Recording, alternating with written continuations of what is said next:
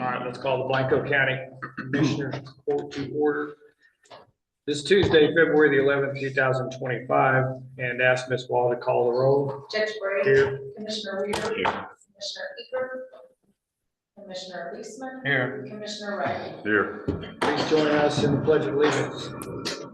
I pledge allegiance to the flag of the United States of America and to the republic for which it stands, one nation, under God, indivisible, with liberty and justice for all. Honor to the flag. I pledge allegiance to Texas, one state, under God, one and indivisible.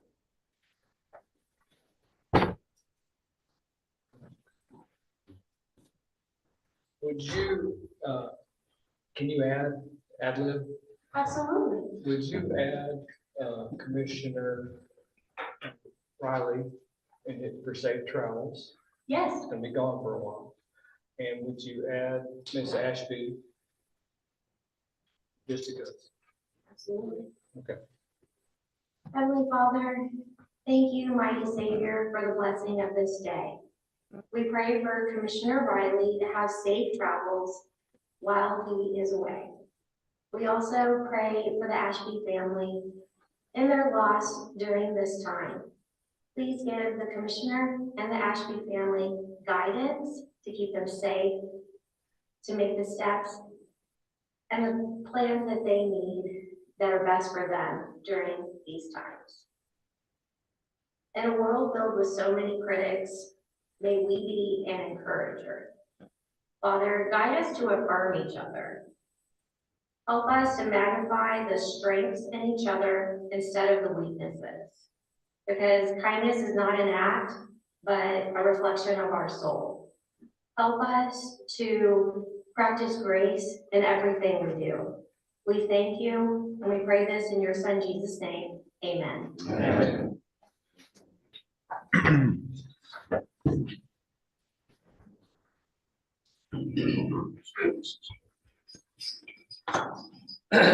Ms. Ashby, I didn't anticipate you being here this morning, so on behalf of all of Blanco County, please accept our condolences. I guess that I've seen public comment. I guess that moves us to item number 1, your consideration of the minutes of the regular meeting of the last meeting in January, as well as the workshop. I move to dispense with the reading of the January 28th, 2025 minutes, and to accept the minutes as presented, and also the workshop. Is there a second? I'll second. Commissioner Weir, discussion. All in favor, say aye. Aye. Opposed? Opposed? Motion carries. Payroll.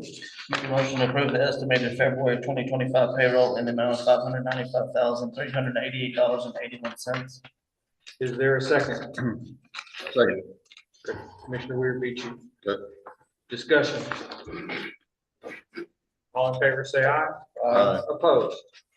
Motion carries. All official reports are almost all in. The P4 is now in.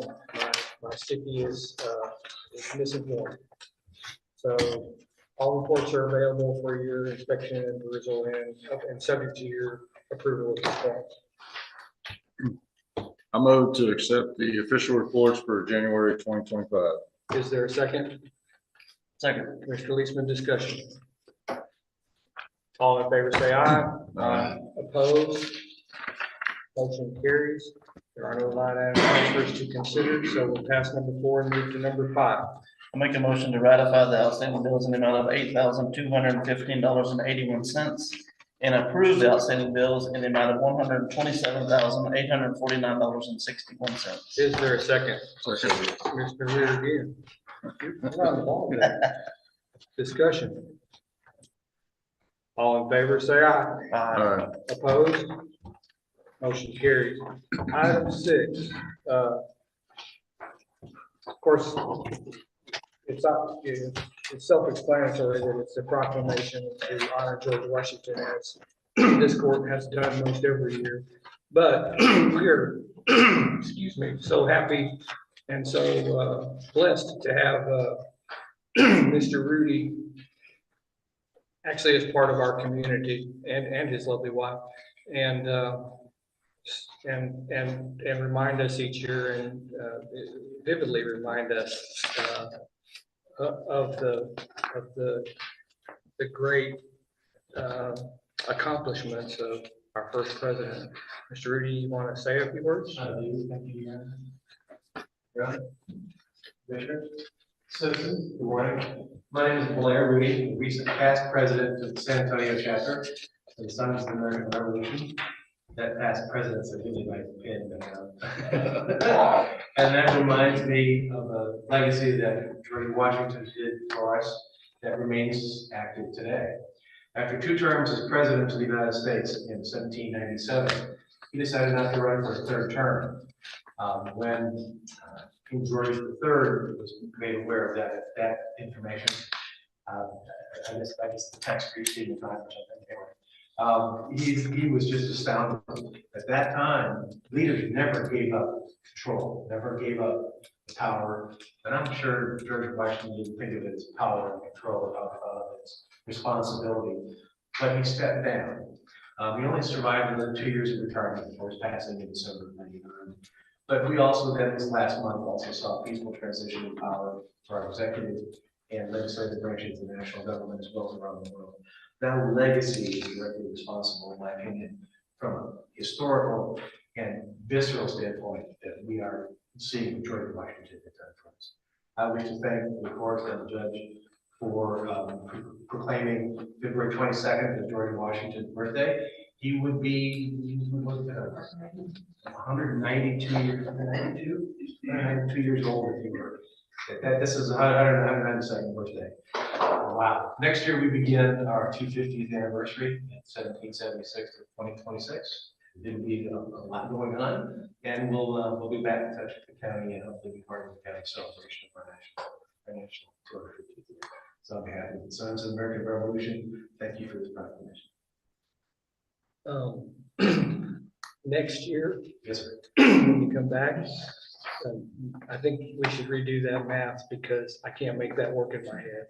292 is probably I'm not hesitating. probably closer to 292. 292? 292. Let's survive it. That's okay, yeah, don't just, I'm gonna pull that one out of the socks wrong.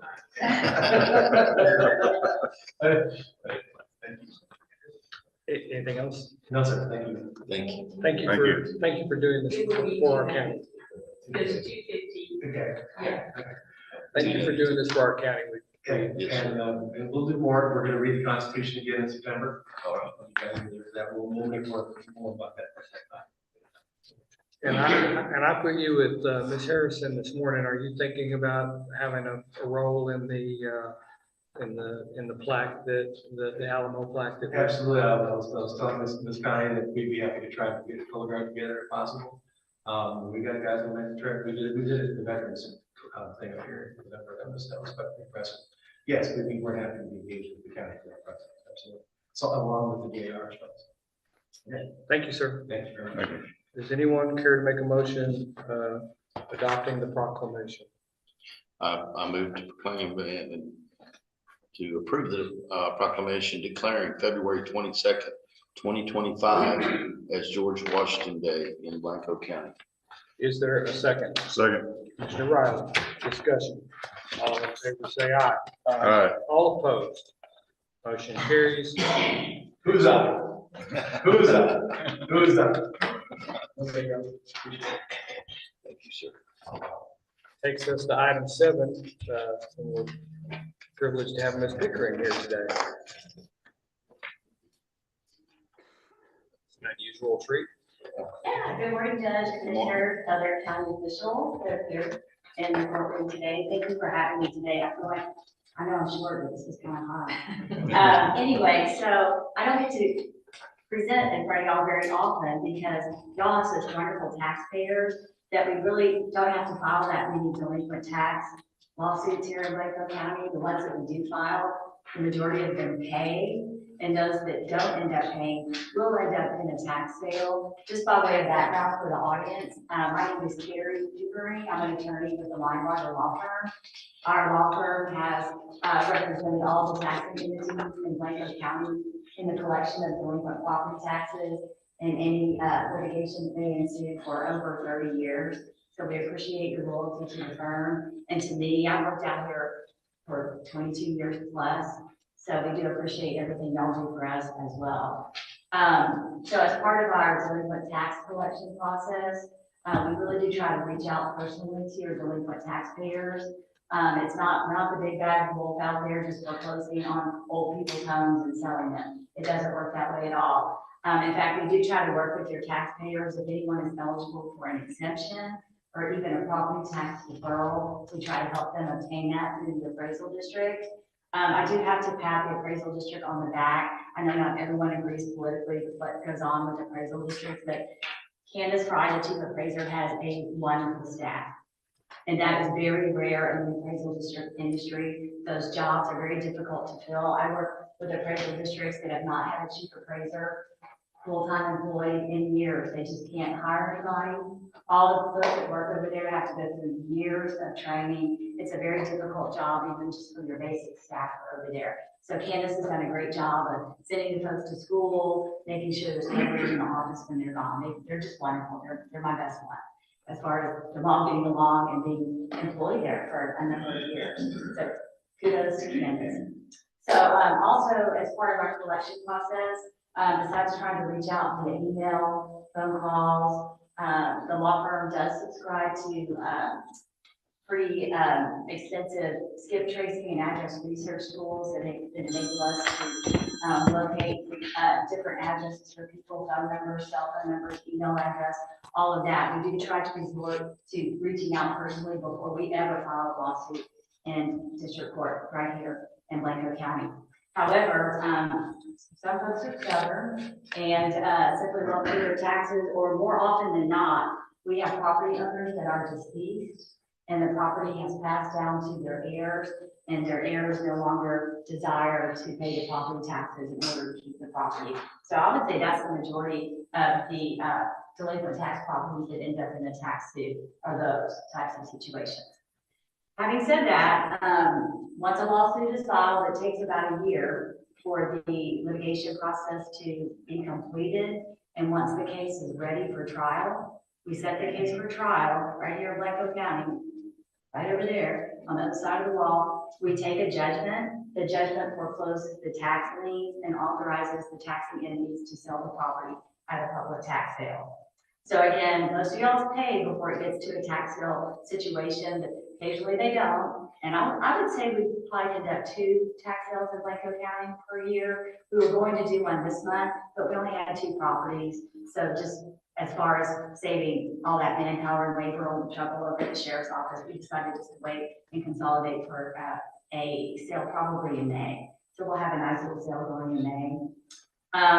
At the tax sale, we seek what's called the minimum bid. I'm going to keep this simple. The minimum bid includes all the back taxes and any court costs, abstract fees, attorney and legal fees, etc., that are all rolled into this tax case. So let's say, for example, the minimum bid is $100. However, we have a lot of competitive bidding here in Blanco County, even though there's been a little bit of a dip in the real estate market in the hill country over the past couple of years. That has not affected our tax sales at all, or the bidding at our tax sales. We always have competitive bidding. So let's say our minimum bid is 100, we have competitive bidding, and the highest bid is $200. That extra $100 is deposited in the registry of the court, in other words, the district clerk's office, and that $100 is called tax sale excess proceeds. That money is kept on file with Ms. Doyle's office, the district clerk's office, for up to 2 years. Within that 2-year time frame, a former defendant or any former lien holders can petition the court for distribution of that excess, or in this example, that extra $100. If at the end of 2 years, no one has petitioned the court for distribution of the excess, I go back in on behalf of all the taxing entities and seek an order from the court distributing that extra money back to the taxing entities. So that's what I'm here today. We had a recent tax disbursement, and so I'm here today to present Blanco County with a check for $4,084.91. Thank you. You're welcome. Also, as part of the same disbursement, Blanco ISD is receiving $12,741.52. The Water District is receiving $248.89. And ESD number 2 is receiving $1,067.79. So Ms. Swift isn't here today, so on her behalf, I think you can hand it to the auditor. Okay, awesome. Yeah, also the checks for the Water District and ESD are in the envelopes. I don't know. Can you get them to me? And I'll be over at Blanco ISD School Board meeting. I think it's in 2 weeks. Anyway, soon to distribute your 12,000 plus to them. Does anybody have any questions? Yes, I do, but I'll wait till you. Now we got the money taken care of. Well, first of all, one is not a question, but a comment that I'm absolutely sure you intended. Yes, Ms. Fry has excellent staff and she's done a great job of staying. Ms. Fry herself is equally noteworthy. She's quite an executive. Absolutely. So, and I personally am very privileged to work with her. Mm-hmm. Okay. So I hope you see her as a chief appraiser as your best in your region. For sure. Yeah, she's awesome. And then question I have is, putting aside delinquent tax sales and that sort of thing, the bigger things that I see that maybe involve more money tend to be the few companies that are in Blanco County that have a lot of business property that sometimes tend to want to debate the value. If that debate goes to court. It can. And are you our representatives on those? No. Who represents us on those? Right, so the first process is that property owner or business owner should file a protest. Mhm. And so the appraisal notices go out typically at the end of April or in May to all property owners, advising them of their appraised value. And then the property owner has the right to file a protest to protest that value that the appraisal district has placed on their property. And protests continue pretty much June, July. Candace is so efficient, she gets them done like that. But they typically handle around 1,000 protests, I think, sometimes more. So the attorney, so they have a separate attorney that handles all that. His name is Jim Evans. I've known Jim for the whole time I've worked for Linemarker. He's a wonderful attorney, super smart. That's what he does. That's what he does, yeah. And also, so if a property owner is not satisfied with the results of their hearing at their protest before the appraisal review board, they do have the opportunity or the right under the tax code to file a lawsuit in district court protesting that value. So it can go all the way up to the district court level. And of course, any property tax accounts that are under appraisal review or that do end up being under suit in district court challenging that value, we were prohibited from pursuing collecting delinquent taxes on those. We just put those on hold until it's all resolved. And how long have you been doing this for us? I started with the law firm in 2002, and I've been working in Blanco County off and on, granted, but never gone for more than a year or two at a time. The firm does shuffle people around occasionally, but I'm not really. So, And there's really, I'll stop here, but there's really three primary firms that kind of do this stuff, and yours is the largest, isn't it?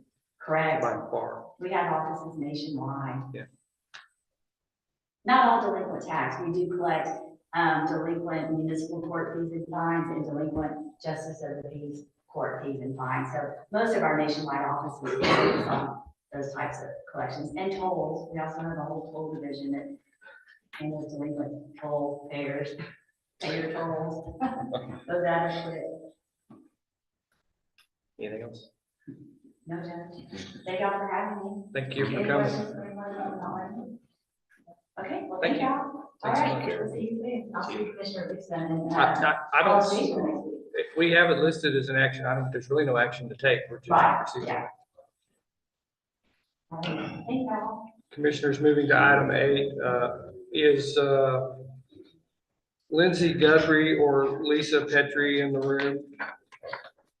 I didn't think so. I think I recognized everybody that's here, and I don't see Catherine Rutherford either. So, commissioners, I guess you're gonna have to go on what's in the documentation that's in your folder and consider the appointment of Lindsay Guthrie and Lisa Petrie to the Blanco County Child Protection and Family Advocacy Board. I move to appoint Lindsay Guthrie and Lisa Petrie to the Blanco County Child Protection and Family Advocacy Board. Is there a second? Second. Commissioner Leisman, discussion. All in favor, say aye. Aye. All opposed, motion carries. Item 9.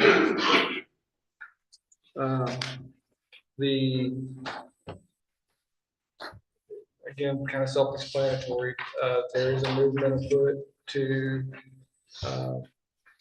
eliminate countywide polling. I guess I could put personal views into it, or personal observations, that it seems to be based on from the folks that generally want to do pencils and paper ballots. I don't know. I personally think it's a misguided attempt by the legislature, regardless of party, to lump Blanco County and Burnett County and Llano County in with Harris County, and they're two totally different animals. And I personally view countywide polling as having been a success out here. It works out here, and it's a benefit to the citizens. But I don't know if that's true everywhere in Texas, and I will give this, that the legislature has a yeoman's task trying to figure all that out.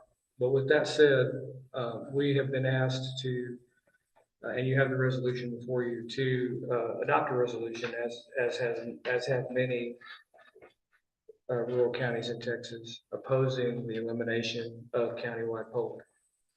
I make a motion to authorize the signatures on the resolution opposing the elimination of countywide polling places program for Blanco County. Is there a second? I'll say, Commissioner Weir, and discussion. not sure, I think it benefits the rural counties quite a bit. There's a lot of travel time between polling sites, and it has definitely helped Blanco County. I can see in the urban areas where it might be a different thing, like you said, Harris County, a lot more populated areas. But as far as these rural counties and heading west up, farther we go, they can take full advantage of this, and it's a valuable tool, I think, to vote. Well, I mean, not to argue with you, but even eastern counties, you know, you get in those piney woods, and You bet. sometimes it's a lot more convenient to go one way than the other, for whatever reason. And if I wanted to vote, wherever I wanted to vote in the county, it's nice to be able to do that. Anything else? All in favor, say aye. Aye. All opposed? Motion carries. Item 10, the racial profiling report for the county attorney's office. I don't see Mr. Applon, but Ms. Ashby's here. I suppose we had wild questions we can ask her, but generally speaking, we're asking that you acknowledge the report. Move to acknowledge the racial profiling report for the county attorney's office. Is there a second? Second. Commissioner Leesman, discussion. All in favor, say aye. Aye. Opposed? Motion carries.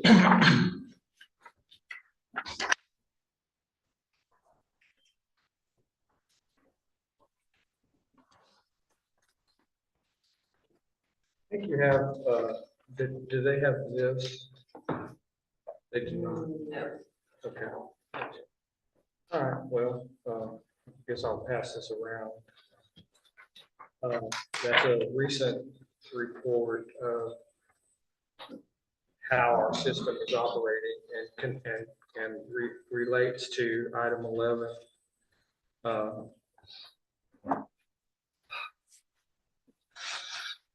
As you know, we have budgeted a full-time IT. It says director. I think of it more as an administrator, but whatever you want to call it.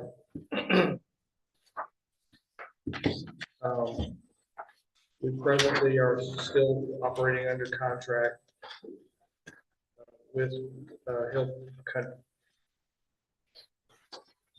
IT. No. Get a correct name. And it's for everyone's benefit.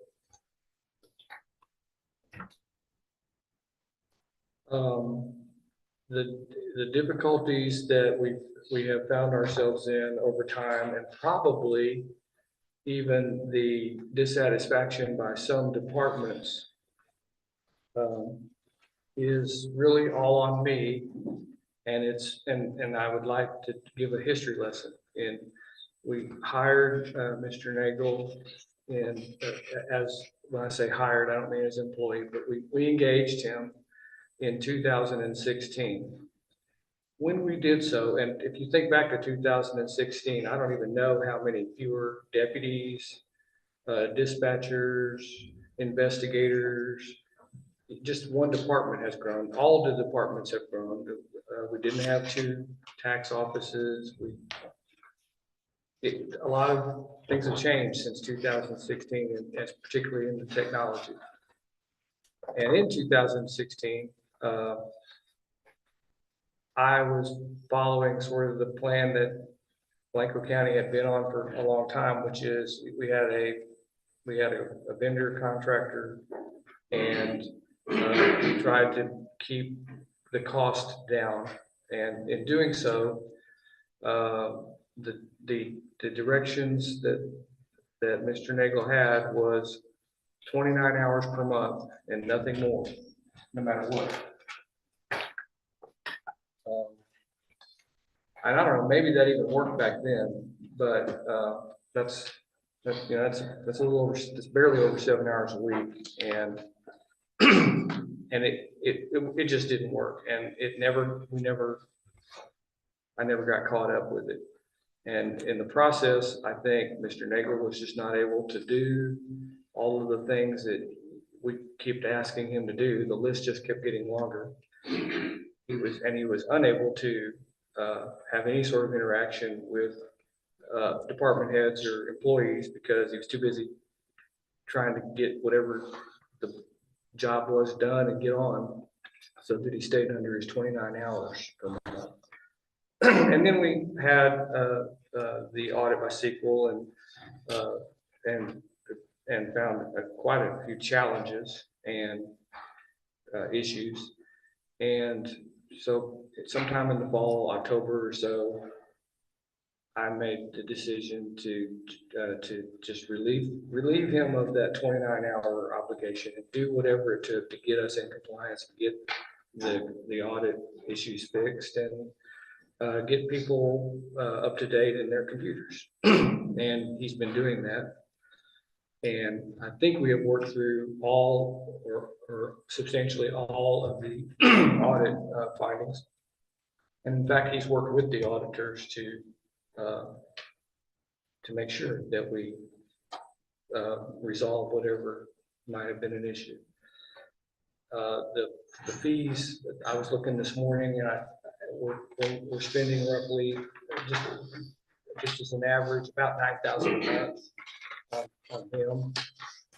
And by the way, that's at $75 an hour. I challenge anybody to find us an IT person for less per hour because I don't know. So he is interested and agreeable and willing to come on. We've had this discussion before. We had it during budgeting. Come on as a full-time employee. Today, he's not spending 40 hours a week, but he's probably spending 22 or 24 hours a week, somewhere in there, maybe a little more. And he's willing to come on at the price that we budgeted for him during the last budget session, which is a little less than what we're paying, unless you count in, frankly, it probably all washes out if you count in benefits. Probably is about the same, but he would become a 40-hour employee.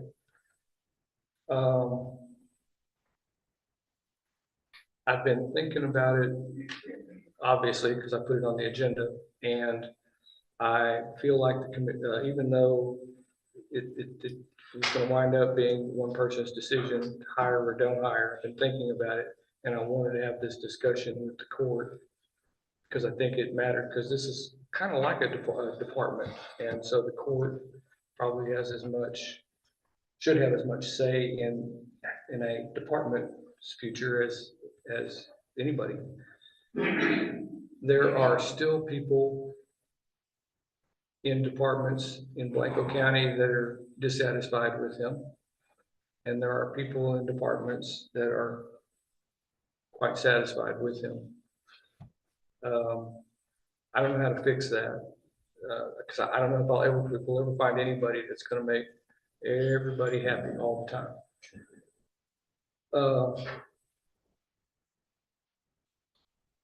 So we're approaching March, which is the half-year mark, the 6-month mark in the budget. And it seems to me that it's a good point to be thinking about whether or not we want to go ahead and hire him on as an employee, probably get more hours and maybe even a little firmer direction control on him, or leave it like it is. I can tell you that while I haven't had any personal conversations with him about this, I think I'm aware that there's the potential that we could lose him altogether. And that's as a vendor and as an employee, or as a potential employee, excuse me. So I wound up after some additional conversations yesterday with more people and just thinking about it. I'm still unclear what to do.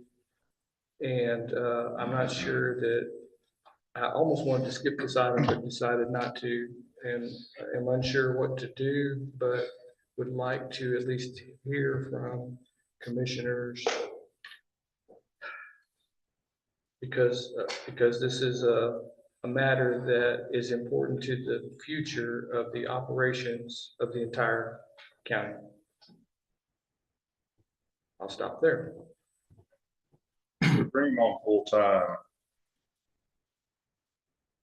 what would the cost difference be from what we're paying him now to having him at our disposal on a more frequent basis?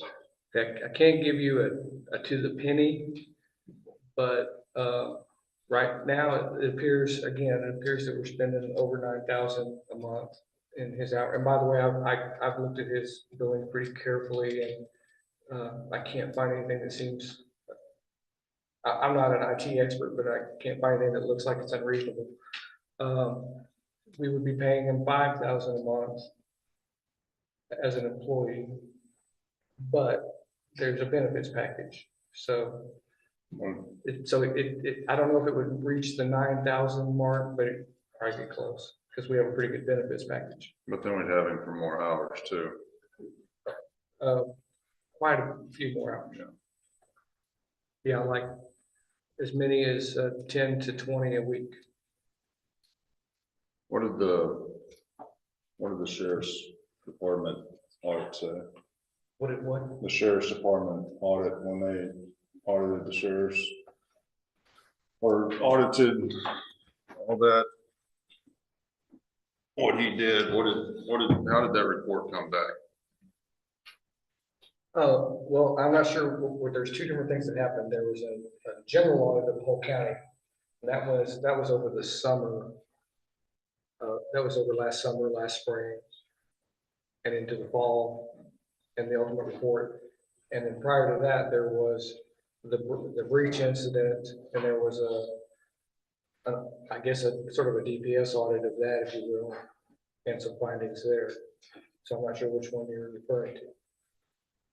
That's the one that just wrapped up here recently.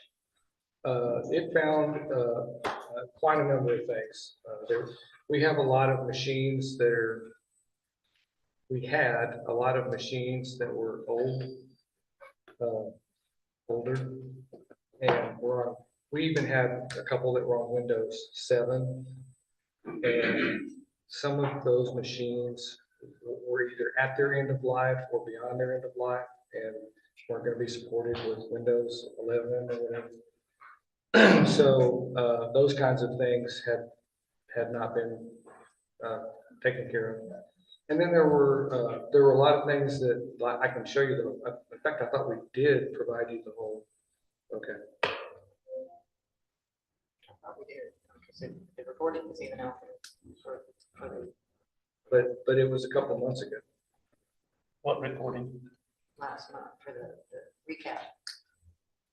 Oh yeah, kind of actually made the recording available to you, right? Of the meeting. No, the sequel folks did and sent it out. Right. Yes. To the commissioner's court? I don't remember seeing anything from them. I have to go back and look at my emails, but I believe they sent it out to all of y'all.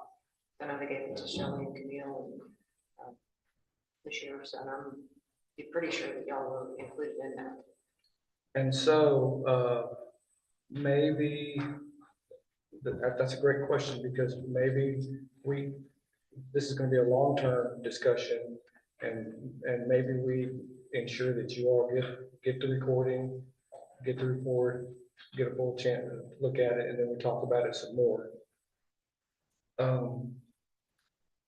mean, there's no immediate hurry unless we wind up without any IT support, and then of course all things it then becomes an emergency. But for the moment, it's not an emergency. I will tell you that when you look at the report, that almost everything is a check mark. Everything's been done. So we turned him loose, I would say, in November and December, and said, fix all of it, and it's all up to speed. So everything's up to code now. As far as we know, now there's, for example, Friday or Thursday, we were in a meeting with Miss Early, and her computer was having problems, and we got her in contact, and her phone was out of charge. So we got her in contact with Nagel and we're getting that fixed, but it came to light that her computer's pretty old. I mean, to me, that's a funny statement because it's only like 3 or 4 years old, but in laptop worlds, it's kind of old, and it's misbehaving. And so, yeah, IT is never done, and you all know that. But as far as the critical items, the vulnerabilities that SQL found, those have been fixed. Okay. And he has continued to work with them as late as last week, yesterday. Because it turns out we have some hours left on our contract with them that we pay for, so that we still get time for. And so he's consulted with them on other things. But with that said, I think it'd be good for you all, I thought you had it, to get the report again, or not, if not the first time, and the recording of the conference call, and then maybe we should come back again to talk about it more. And that would be March, because you'll be gone. Okay. And that would be March, which is good, because that is the 6 months time frame anyway. Okay. Fair? Fair enough. All right. Judge, are we to assume that if we went a different route and went with a contractor, that all the problems would be fixed from now on? I mean, they're gonna have, no matter what contractor you have, you're gonna have times where you're gonna have some problems within the systems, and it's just the nature of the beast. And I don't see how it would almost be fair to compare one person against somebody that we don't have that much history with, as far as, or is it things gonna be any better? I don't disagree with all that you just said, and I'm biased. I'm pretty satisfied with where he is now. I'm very satisfied with where we were, but we seem to be, and like I say, I take a lot of the blame for that. Because I think to put it in real simple terms, I think I tied his hands. And when able to do the things that needed to be done. That said, I agree with what you said, that anybody else that comes along, we can hire a company for 3 times as much money out of Austin, I guess, or maybe we can get a company for 3 times as much money and spend that money. And I doubt that all IT issues will always be good all the time. I'm looking forward to hearing the tape.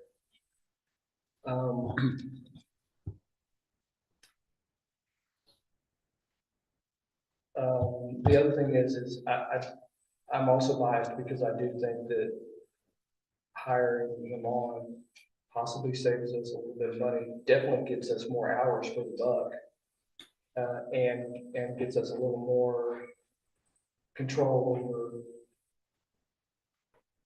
his day-to-day activities. I mean, I don't need him near as much as other departments, but he has come in and repaired our systems and retrofitted them and replaced them, and I'm satisfied. I've talked to the South Annex and those folks, and they seem to be satisfied. So if you fix their problems, addressed them, got it done, and even some of it when he was traveling, he was calling and working on their systems while he was traveling. So I thought that he's showing his effort to keep up with his commitment. Yeah, I think even the sheriff's office, this past December, he was literally on the highway between here and New Mexico somewhere, and we managed to get something straightened out, I think, with them, which, that's great if we have that kind of. And by the way, that is part of the deal for somebody like this. It's kind of like your road maintenance people. Whoever we hire, whether it's him or somebody else, if we're going to hire somebody to do this, when the sheriff's office needs them at 3 in the morning, the fact that he's on an 8 to 5 general schedule means nothing. He has to be there at 3 in the morning to fix it, just like your road people need to be there to put out the road signs or whatever when something bad happens. So, I mean, and just like any other employee, will have to, you would adjust their hours so we don't get into a cop time situation. But the point is, don't think of this as too rigid, like 8 to 5, and then we're out of luck, because that's not the way that agreement would work at all. But the question I have in that scenario, and I don't want to harp on this because we're talking about it again in March, but if he is on vacation away, then not physically capable of being here, then that's another, something that we just got to think of. No, that's true, and he was, and he called in and fixed it. Doesn't mean he can do that every time, no. but he did fix several problems while he was away. So, But where you've heard a lot of good from the south annex, I've heard a lot of bad from the north annex, from different offices. So it is what it is. And I think looking at this stuff will be great for us to analyze the system and analyze the audit, and we can go from there. yes, sir. And the fact that you've heard a lot of bad is why this is on the agenda, and why we're talking about why I just didn't pull the trigger. Yeah, I agree. But I will say that if the discussion keeps going in this way and winds up in a place of, no, he's not the person, then,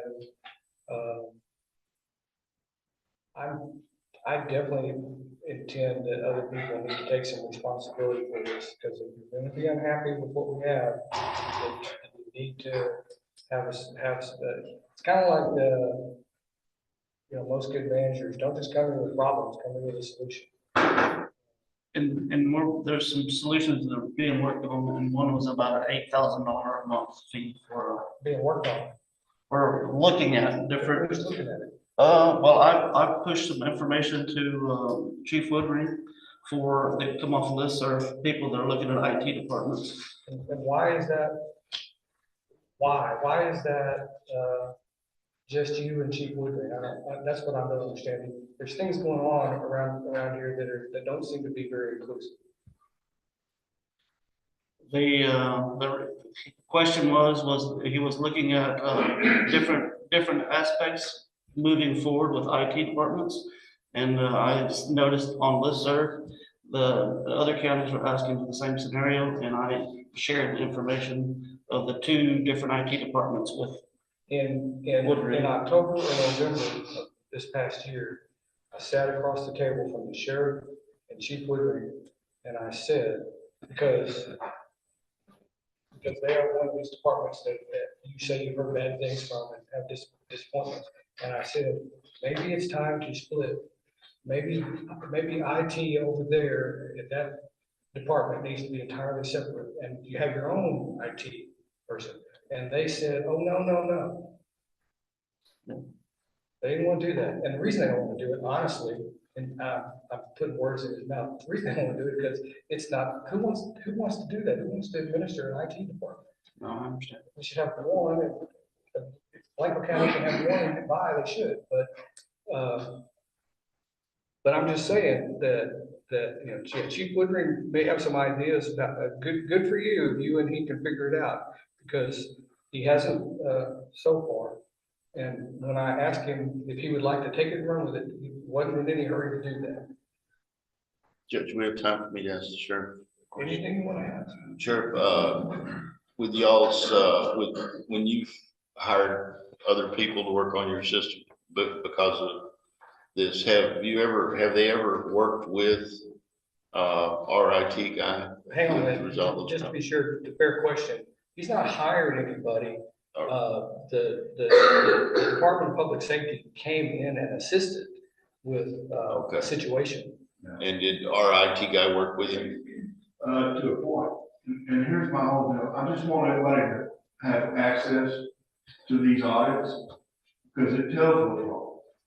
And I want everybody to be able to look at it. All right. Do I think Chris can do it? Probably, if he follows that. But is he capable of doing the 24/7 at the SO? I don't know. For one, remote access doesn't work. That's a security problem right there. And it's not gonna pass. Come on. If they have security access to our computers. I think everybody needs to be informed of what's going on and look at it. I know people like him. I like him. He's a nice guy. Is he capable of this? He very well could be. But from what the audits are showing, he's not. And we are not as a whole, not as a county, not as the sheriff's office. Can we get there? Yes, they told us how to get there. But let's get there. And we're not there. So I like waiting until March and let's figure it out. Let's have an office. Let's have a workshop with the elected officials and the county office. And let's discuss it. But I mean, I'm open-minded. I don't think Chris is a bad person. I think Chris could probably do it, but it needs to be a set out in stone where the job description is what he's required to, because that's to be able to complete an audit ever in the future. All this stuff has to be made. It has to be done. And what's going to happen in the future, we have not switched over to that yet. But he came in and fixed everything. No, he has not fixed it. He hasn't fixed everything. No, we're still way behind on stuff that's required. So if he comes on board with us, then he's gonna be working with y'all the majority of the time, is that what I'm hearing? I don't know. I mean, there's some other things in the audit that show that, the courthouse and the north annex and south annex are not up to date. A perfect example is an old computer. This stuff, that is IT's job. Sure. Is to tell you when this computer needs to be replaced. We've done it on our own for the last 8 years. Any computer that's, we replace it consistently. Yeah, but for the past 8 years, his hands have been tied to 29 hours, and that's it. But that's something that all he has to do is say that, or a suggestion, these need to be done. If the time's there, yeah. That's all he has to do. Well, so I'm saying that's all he has to do, but he has to do it across the county. It's Well, not just your apparently they department. So I don't know what to take. We've done it. So between now and the March discussion, sooner than later, please. Right. I'm assuming that you're getting some of your information through the chief deputy and others in your staff. Can you provide, Connie, can you get them to provide a list of the things that you say aren't done yet? Because I don't want to misrepresent it, and I'm under the impression that it has all been resolved. So I need to know what's not. Okay. Yes, I can. And I mean, I know he's in there and he's saying 4 hours for a computer for the, I don't know how many we had, TM15, the tough books. Those have to be done, and he's saying 4 hours. They haven't been done, but he's got a schedule to do. So, you know, if they're scheduled, that's fine, but if they're scheduled, they're still not done. Right, and I don't know that those were in that audit. I thought I heard you say that the things that were in the audit haven't been done, haven't been resolved. So those are the things I'm most interested in, because those are the things that I thought we had checked them all along, and I need to know if we did not. Are there a bunch of systems that need to be upgraded? I don't know. Yet. From what the audit said, yes. Yes. The answer is yes. All right, anything else on this, or can we move to the next one? Then let's move on to replats on item 12. All right. We have a up here that wants to take to Majestic Hills. Majestic Hills, it's a pretty straightforward replat where they want to take a 12.88 acre and a 10 acre and merge them together. There was a utility easement in there. They have worked with VEC to do away with the utility easement. It was lot 127 and lot 126. I'm making a motion to approve the replat of lots 126 and 127 in Majestic Hill subdivision. Is there a second? The new lot will be 126R. Mr. Riley seconds. Discussion. I don't know that it's a question. I don't know what your observation, whatever. It's just curious to me, because Majestic Hills is one of our newer subdivisions, and then the next item is going to be Cielo Springs. Both of those are kind of large acre, well, those are larger tracts. I'm used to seeing where you're combining little tiny lots and Rockton J together to make a better sized lot. And this just seems peculiar to me. I thought the Majestic Hills was laid out pretty well to start with as far as being a big wide open subdivision. Well, what happens in Majestic Hills is you have these hilltops that have the best views. Some of them don't have enough room on top of them. I've known that there's been several builders, when they built a home, they had to mill the top off of the hill so that they would have enough room to put the house. So if you look at this particular one, you'll see where the line was crossing right where the house side was. So that tells me there was probably a hill there they're trying to take advantage of, and they can do away with that center line and do that. So that's kind of what I'm seeing here. Any other discussion? All in favor, say aye. Opposed, motion carries. Item 13, replat Cielo Springs. All right, here's another straightforward replat in Cielo Springs. It's lot 152 and lot 153. And so I make a motion to approve the replat and the new lot to be known as 152A. Is there a second? Second. Mr. Leesman, discussion. All in favor, discussion. All in favor, say aye. Opposed, motion carries. Release of construction bond. I think you're handling this with Commissioner Eaker. No? No, but I can. So he said that Mr. Eager told us that there's not been any forward progress on that. That's right. So he wants to pass on it again. All right. If everyone's agreeable, we'll pass item 14 and move to item 15, the Eden and Pertinellis subdivision, which is another Commissioner Eaker matter. But I'm guessing that we want to pass that one because, No, I think he's good to go on this one. it just says Yes. discussion and action Yeah. regarding. It doesn't really say what we're regarding. I believe he said this. Yeah, Yeah. so it's gonna be an approval. So, the concern that, Mr. Eager had earlier was, that Mr. Feasler had some comments, but I'm pretty sure that everything was answered to your satisfaction, so. With that being said, I'll make the motion to approve the plat regarding Eden at Pertinellis subdivision. Is there a second? I'll second it. Commissioner Weir. So hang on, while you're here, go ahead and introduce yourself. Kevin Sprague, the consulting engineers. I just wanted to, we're the engineer on the project, and I just want to make sure that the water availability, all that stuff got cleared up. So that there was a water availability issue that other people know about that I don't know about. No. They wanted to make sure that there was some question on the report as far as how things were shown, and everything was clear. But I think whenever you actually had to put the agenda out, you had to make sure everything was clear. There were some calculations within the water availability report that were incorrect.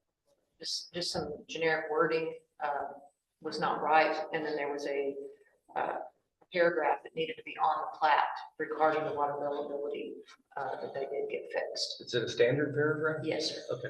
There's a letter from Mr. Feasler right here stating that it's been corrected. So you're the engineer on the project? Yes. And to your way of thinking, they're gonna have water out there? Yes, absolutely. Okay. Any other discussion? All in favor, say aye. All opposed, motion carries. Thank you, sir. Item 16, release of construction. I'd like to make a motion to release the construction bond and move to a maintenance bond for Round Mountain Reserve Phase 2. Is there a second? Second. Commissioner Riley, discussion. All in favor, say aye. Aye. Opposed, motion carries. Item 17. All right. Colorful. Yes, it is. So, out at, Forest View North, there's an old subdivision there. And a lot of this is gonna be in a floodplain. And so in order to make some of this work,